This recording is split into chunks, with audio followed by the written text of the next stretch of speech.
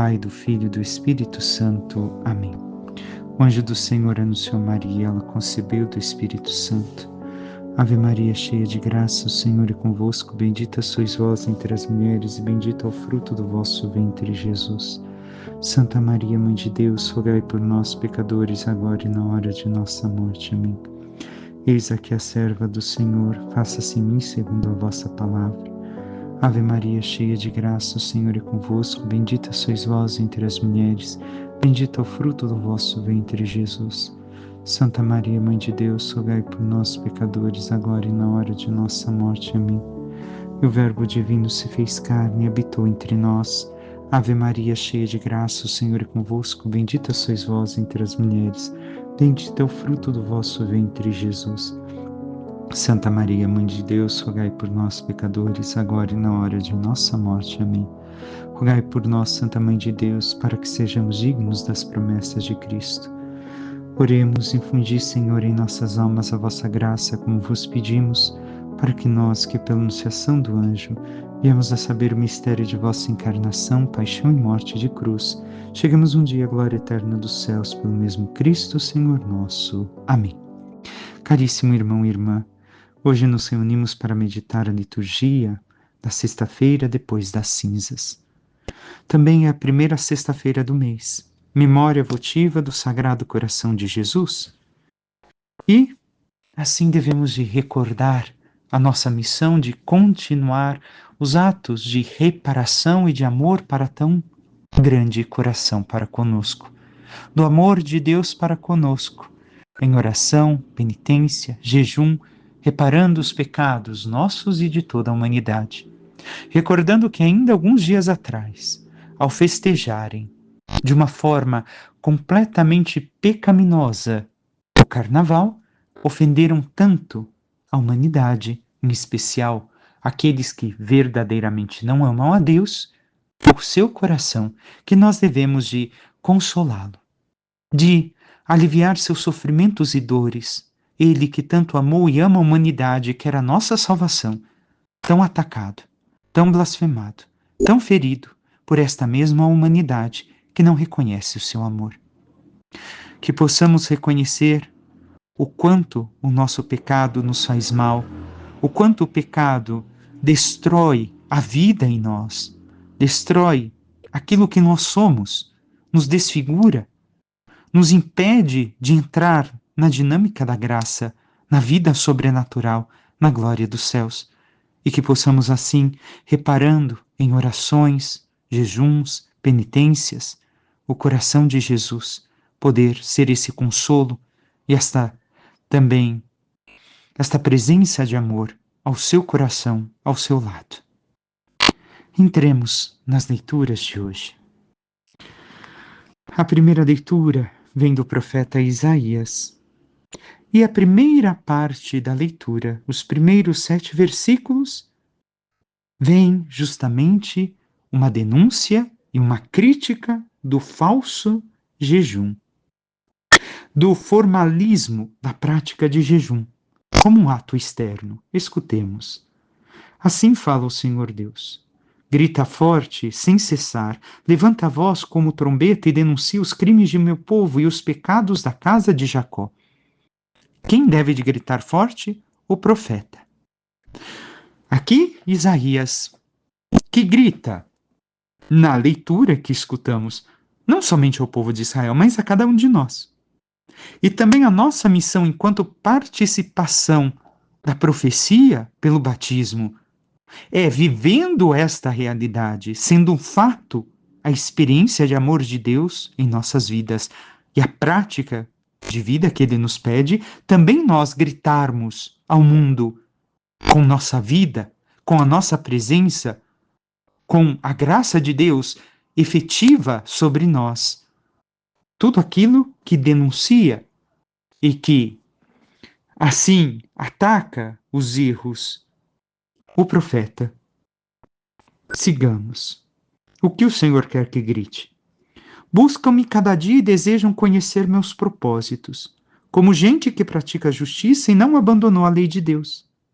Exigem de mim julgamentos justos e querem estar na proximidade de Deus. Por que não te regozijaste quando jejuávamos? O ignoraste quando nos humilhávamos? É porque no dia do vosso jejum tratais de negócios e oprimis os vossos empregados. Primeira parte, vamos seguir depois com mais alguns versículos. Então o Senhor já fala que buscamos a Ele. Disso devemos de questionar e olhar para nós, dizendo que praticamos seus propósitos, que conhecemos a sua vontade, como se fôssemos santos. E infelizmente, talvez, na glória a Deus, se esse fato não é conosco, mas conhecemos ao menos alguém que se acha assim santo diante de Deus. Eu não me acho. Eu sei que eu sou um pecador em busca de redenção e de salvação, em busca da santidade. E por isso, ao estar na presença de Deus na minha oração, ou no meu dia a dia, eu sei quem eu sou em relação a esta ousadia. Mas muitos não. Muitos não, e talvez em alguns momentos também nós não. Achamos que somos justos, santos e cobramos de Deus. Queremos que Ele haja conosco de forma justa e ainda o questionamos, porque Ele não age conosco de forma correta, segundo nossa maneira de pensar, hein? Ele age de forma correta. Somos nós que não compreendemos seus desígnios, diz-nos a Escritura. E, assim, dizem o que ao Senhor? Por que o Senhor não se alegrou quando nós jejuávamos? Ignoraste quando nós nos humilhávamos? Porque, recordemos, jejum e penitência caminham juntos. E aqui recorda também a questão de se vestir de saco, humilhação, jogar cinza sobre o corpo, humilhação. Então é disso que o Senhor está colocando. Jejuamos, e o Senhor não se alegrou com o meu jejum? E o Senhor me ignorou com tudo aquilo que eu fiz para me humilhar e reconhecer o meu nada? E o Senhor responde o porquê não responde a oração daquele povo e talvez não responda a minha e a tua. Porque no dia do jejum tratais de negócios e oprimis os vossos empregados. Devemos de compreender melhor o que o Senhor está dizendo aqui e vamos meditar também, apesar de ser 3 versículos o Evangelho. O Senhor está falando hoje de jejum, como meditamos na quarta-feira. O Senhor está condenando de trabalhar no dia de jejum e não.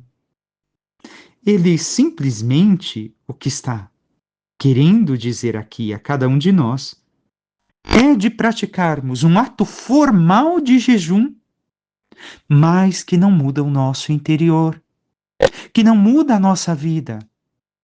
Vivo uma religiosidade externa, aparente, hipocrisia.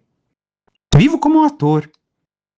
Ajo, jejuo, meu marido, minha esposa, meus filhos sabem que eu estou jejuando, porque afinal de contas em casa não tem como esconder, né? Ou ainda meu pai, minha mãe. Mas somente como ator, como uma cena. Porque no meu interior nada mudou, nada muda. E é isso que o Senhor está criticando. Porque se amamos verdadeiramente a Deus e vivemos o jejum, devemos de amar o próximo e não oprimi-lo. E não fazer-lhe o mal. Não é o trabalho que o Senhor está criticando, mas justamente de não vivermos do essencial. Primeira coisa, o trabalho é essa questão, os negócios. Segunda questão, não vivermos o amor. Querermos o extra. Queremos viver do supérfluo, aquilo que não nos encaminha à vida divina, à vida sobrenatural. E segue o Senhor. É porque ao mesmo tempo que jejuais, fazeis litígios e brigas, e agressões impiedosas. Não façais jejum com esse espírito, se quereis que vosso pedido seja ouvido no céu. E aqui é o questionamento, talvez de muitos que jejuaram e não alcançaram graças. Primeiro, o jejum não deve de ser uma troca com Deus. Eu vou fazer um jejum para eu ganhar tal coisa, ou para eu ganhar, recuperar a saúde, para eu viver bem em família. Não. posso até oferecer por alguma coisa, mas devemos de recordar o Pai Nosso, que é a oração assim essencial do cristão. Seja feita a tua vontade, ou ainda Jesus, no Horto das Oliveiras. Ó Pai, se é possível, afasta de nós este cálice, porém não se faça a minha vontade, mas a tua. Um abandonar-se à vontade de Deus. Posso ofertar o jejum para algum ato, algum pedido? Sim. Senhor, eu quero ofertar esse jejum, essa penitência, isso ou aquilo, para tal situação. Se é possível, Senhor, acolhe e me concede a graça, mas se não é da tua vontade, utiliza disso para um bem maior. Não façamos troca com o Senhor, irmão e irmã, porque muitas vezes queremos comprar a graça do Senhor, e graça, é de graça, não se cobra, é grátis. Ele dá a quem quer, e na hora que quer, e na hora que vê que a pessoa está preparada para receber.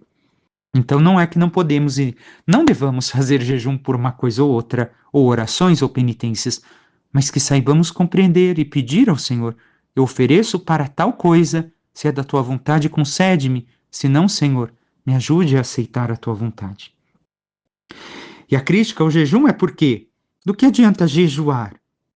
Eu me abster de coisas externas, eu dizer que tenho um controle, a minha vida espiritual, sobrenatural, comanda a minha vida humana, material, se, no caso, eu vivo em briga com os irmãos, eu faço agressões, seja com palavras, com gestos, com ações.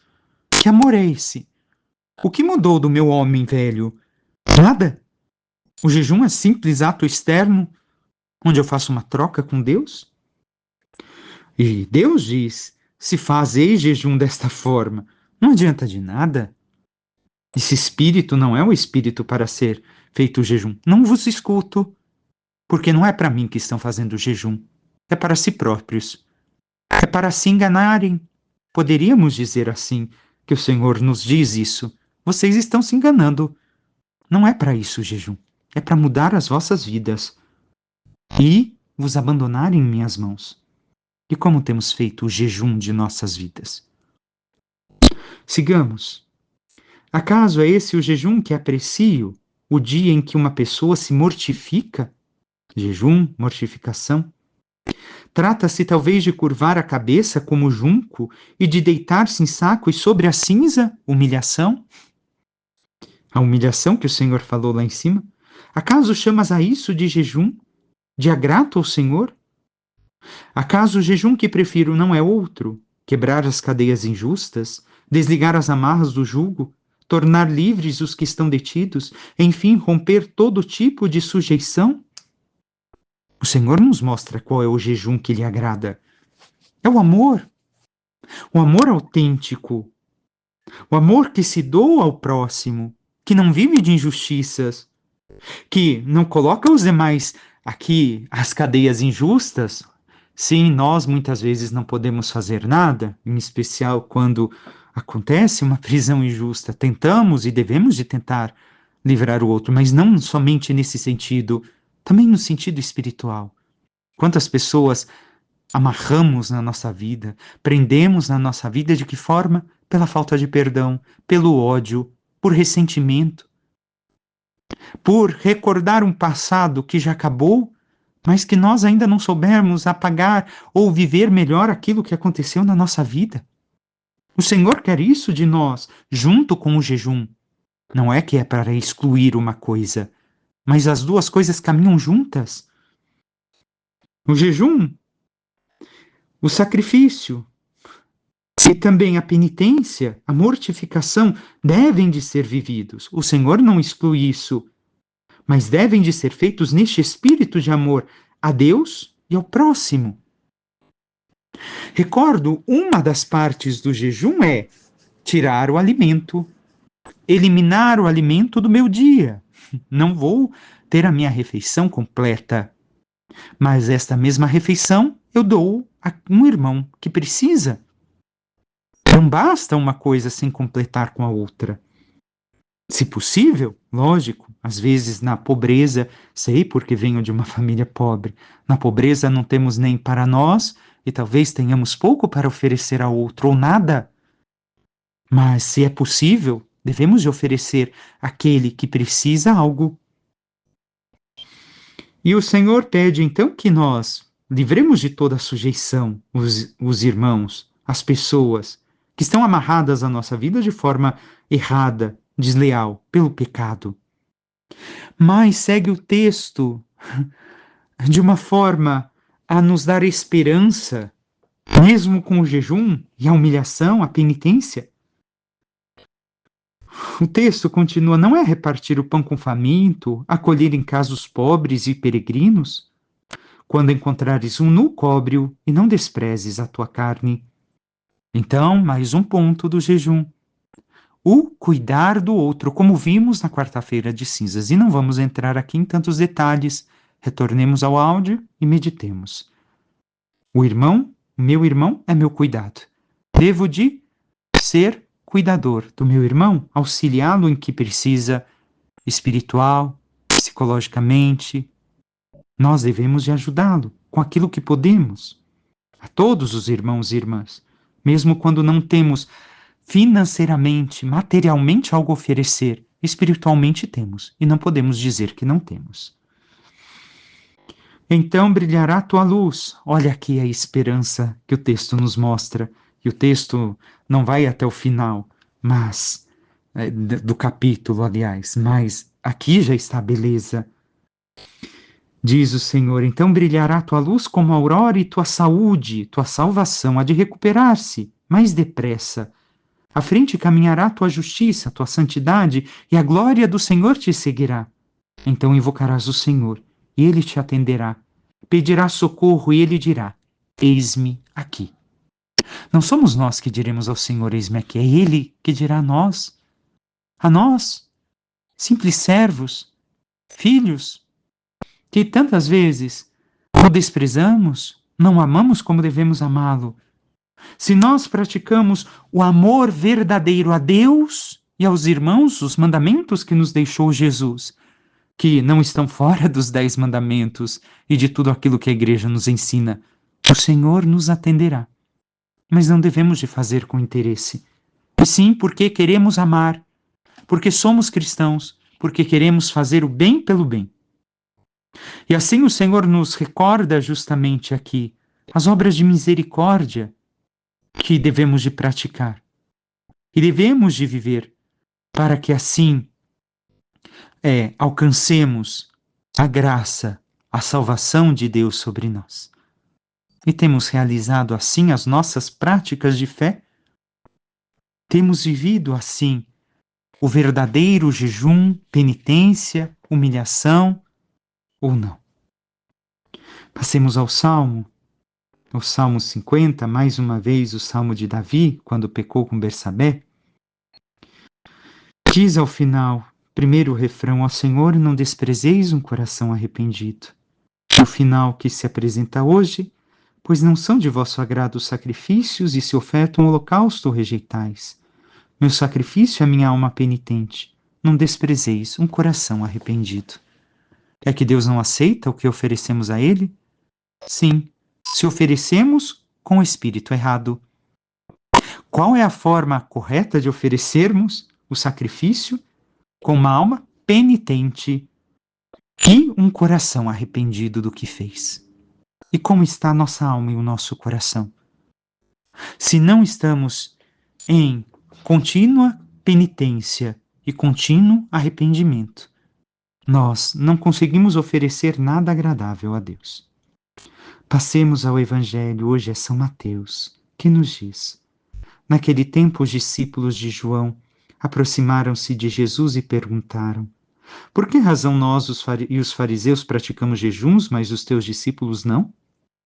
Disse-lhe Jesus: por acaso os amigos do noivo podem estar de luto enquanto o noivo está com eles? Dias virão em que o noivo será tirado do meio deles, então sim eles jejuarão. Palavra da salvação, glória a vós, Senhor. Bem, a primeira parte que escutamos justamente do ataque dos discípulos de João e dos discípulos e dos fariseus a Jesus, o que querem dizer? Que Jesus suprimiu o jejum? Não, pelo contrário. Devemos de compreender que os fariseus e os discípulos de João praticavam jejum 2 vezes a mais na semana do que aquilo que era prescrito para um judeu. Então, 3 vezes. Tanto que o texto diz, não praticam jejum como nós. 3, 4, 5 vezes na semana. Então, Jesus não destitui o jejum e a sua aplicação, mas demonstra e não acusa nem João Batista e nem mesmo seus apóstolos. Por quê? Porque Jesus mostra, assim, respondendo a eles, que dá o título ao precursor de amigo do esposo, e eles seguem aquilo que o amigo do esposo havia feito.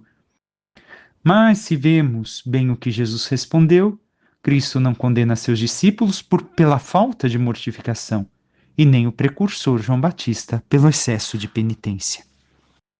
Mas não foi compreendido que João Batista preparava o caminho para ele. Então, dizer que os discípulos de Jesus nunca jejuavam, não sabemos, no quanto Jesus estava com ele. Sabemos que não jejuavam como os discípulos de João e os fariseus, mas provavelmente jejuavam enquanto judeus, naquilo que lhe era devido, assim como Jesus.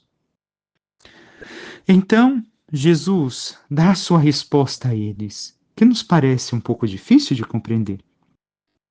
Por acaso os amigos do noivo podem estar de luto enquanto o noivo está com eles? Dias virão em que o noivo será tirado, então eles jejuarão. O que quer dizer isso?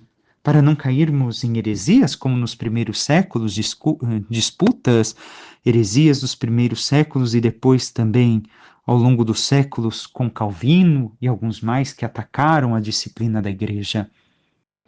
Que Jesus confiou à igreja dar também aos seus fiéis os momentos de viver a penitência e o jejum para acolherem melhor a vida sobrenatural.